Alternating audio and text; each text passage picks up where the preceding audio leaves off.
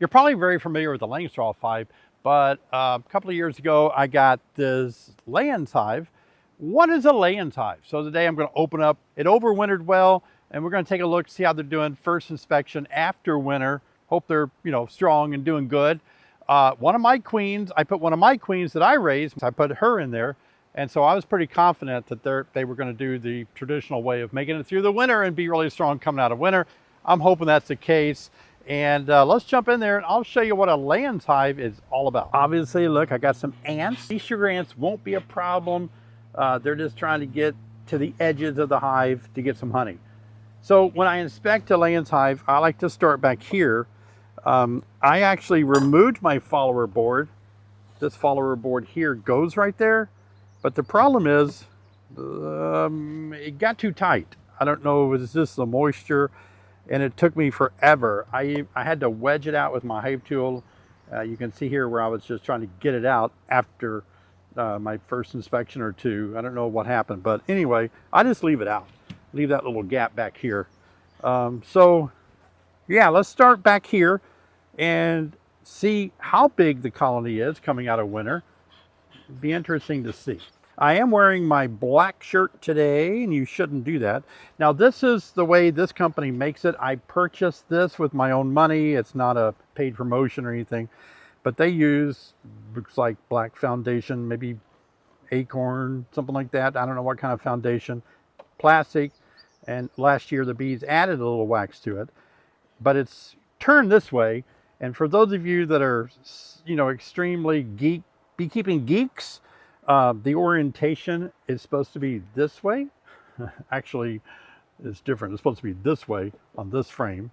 In other words, the way the cells are kind of designed, I don't know if you can see it, the way the bees do it, the point is supposed to be up at the top of the cell, but whatever. And so this orientation doesn't quite do that. The cells are in a more flat position at the top of the cell, but the bees didn't seem to care. I was wondering, what would happen, but the bees did not care. Same frame here. I thought this hive got a little weak during the winter time. On warmer days when it warmed up, some of my other hives were boiling out bees. This one wasn't. Ooh, look at that. Still nothing. All right, well, we got some time. Oh, still nothing. Duh. Now we're scared. It's not a huge colony, is it, coming out of winter? Ooh, a little more comb here that's been pulled out last year. It's not this year to have bees on it. So let's smoke them. We're probably getting into the bees a little bit. And I'm barehanded with a black Metallica shirt on. So let's see. Unless these bees are into rock and roll, they might sting me. All right, let's do a little getting this out, see what it looks like. So look at the difference of the Layens frame than a Langstroth frame. I'll show you the difference right here, comparably. A deep frame from a Langstroth hive and a Layens hive. So if you compare the two, you can see the difference in the size of the width. And let me keep it the same at the top. And look at that, how much deeper it is. Now these bees are putting this spring's nectar in the top here. Do you notice that? Interesting. Because I leave the follower board out, it gives me space to keep moving my frames that way. And I don't have to lay one out on the ground or anything. All right. This is really good if you've got a bad back and you don't like lifting heavy boxes. This is what you would call a horizontal hive. It's all horizontal, so you can just stand here, no heavy lifting of boxes. You're just lifting the weight of one frame at a time, like this. All right, first inspection after winter. You can see a little moldy comb maybe at the bottom. That's fine, won't hurt anything. And at the top, you can see the bees are putting nectar because we're at the outside edge of the brood nest area where they store their resources. Yeah, there they are. Let's look at the other side. All right, got some stored honey. Notice they didn't go down at all. Even last year, they didn't draw out a lot of comb down on the bottom yet.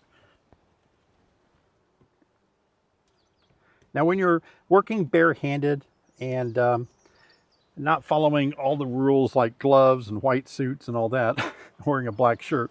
You need to smoke them, keep your bees calm. All right, here we go. I do like working barehanded.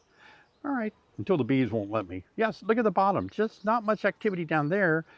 So in the winter, the bees here have moved up to the top and they're working. Good brood pattern. And yeah, I expected my queen, this will be her second year. And it's the genetics that I hold true to. So let's see. Don't have my glasses on. For some reason, I didn't wear them out to the field, so not seeing up close real good today. So good brood pattern though, and I'll keep looking for the queen. She is not marked in this hive. I did not mark her, remember that. Oh, good brood pattern, solid brood pattern. Temperature during this inspection right now is 68 degrees Fahrenheit, and not a bad day. A little bit windy out of the north. I put these hives over here so I could dodge the predominant south wind. Ah, there we go. I see some bees with some pollen on their legs, yellow pollen. I see a bee there that's just like all yellow, man. She got into a dandelion and had a party. Dang, look at that. All right, help me find the queen. Since I don't have my glasses on, my reading glasses. I'm farsighted. I can see really good real far away, but not good up close. What? Over here to this side? Oh, I'm stepping on something. Okay, good brood pattern there. We want to look for eggs and larvae. All right. A little more smoke. I like to separate the Layens hives since they, a Langstroth hive has that gap all the time and you can get smoke in there. Can't do it on a Layens. All the top bars are tight together. So I got to wait and separate it and then blow a little smoke down in there.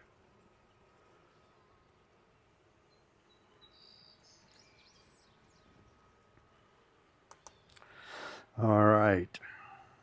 Good larvae. Healthy looking larvae. Pearly white. I don't see eggs, obviously, because I don't have my readers, but I'm sure there's eggs in there if there's larvae that young. It looks good. Everything looks good. They're starting to work their way down by storing nectar down below there. Not too crazy.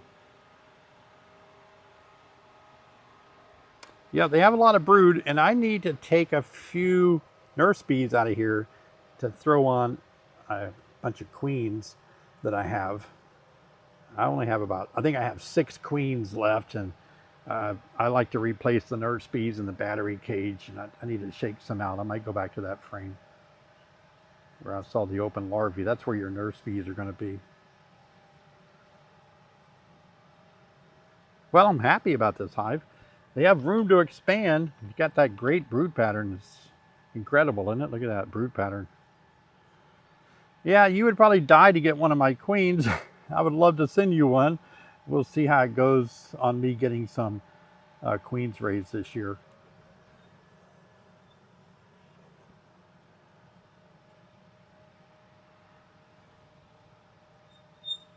Oh, yeah, I got nectar there. Nectar being stored. Ooh, got a lot of pollen there. Look at that pollen. Do you see that pollen? Isn't that beautiful? That's the protein that bees eat. Collecting it from flowers. Look at the different colors of pollen. That's pretty.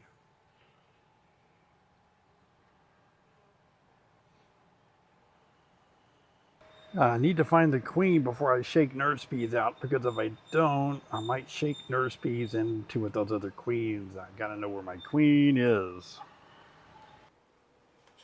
And there's our queen. Looking good. Yep, she was a new queen last year when I put her in there.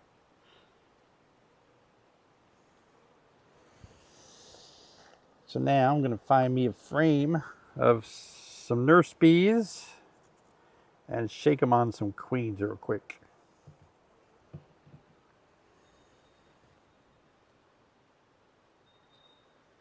That'll work. Some open larvae. I don't need many. I just need a handful. All right, so we have our queen right here. And so this is important to have the queen in the middle of the frame when you put the frame back in.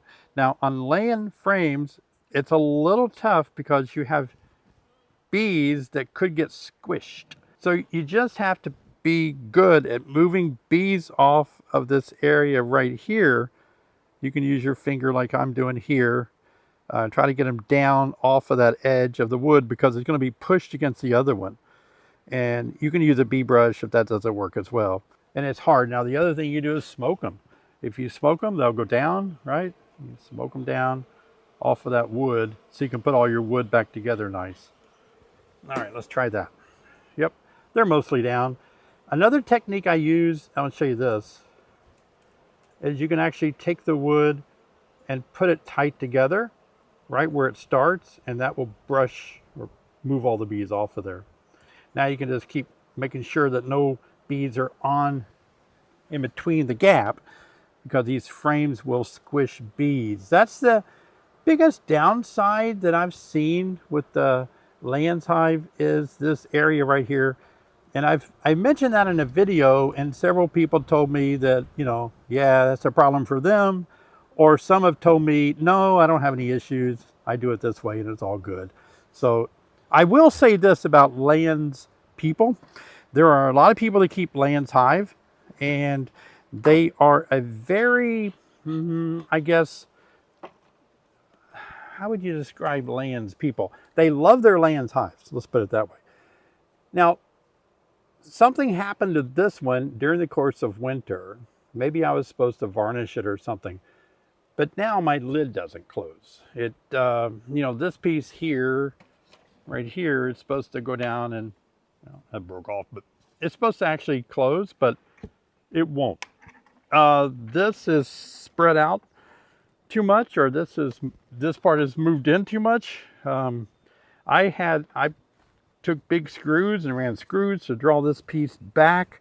So I'm gonna have to take this piece off and run it through my saw and saw maybe 1/8 of an inch off to get this to close. I've tried everything, pushing. Oh, wait, okay. I got it to work this time. I guess it got a little bit drier in the spring. Well, that's good. It still is a little tight. If you want to watch the video I made where I show you guys how to light a smoker, I'll meet you over there. Check it out right here.